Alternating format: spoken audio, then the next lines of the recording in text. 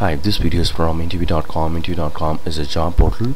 In this video, I'm going to talk about scheduled annotation supported in Spring Framework. What is scheduled annotation? It is used to schedule a task using Spring Framework. For example, you have a method, say display method or execute method. You want this execute method to be called every 30 minutes, every 1 hour, or at particular scheduled time, 9:30 p.m. Okay, so you don't have to do anything about it. You can inform the Spring Framework how frequently this method, the execute method, has to be called. You can inform the Spring Framework. There is no so Spring supports that.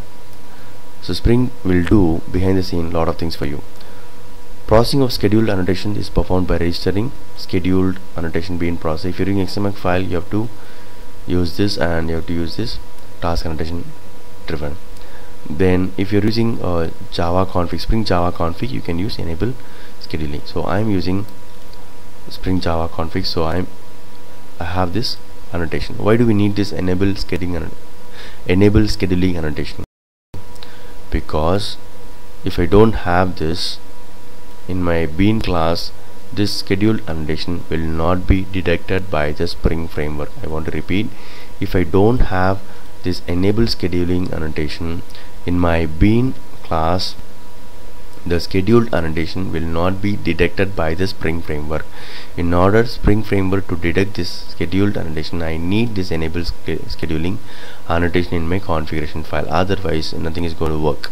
So I have enabled here, and this class I want to explain. This is a bean actually, and I have a method, very small method, which is going to print something, and I have marked it as a schedule, and I have cron expression. What does this cron expression means? This means every 2 seconds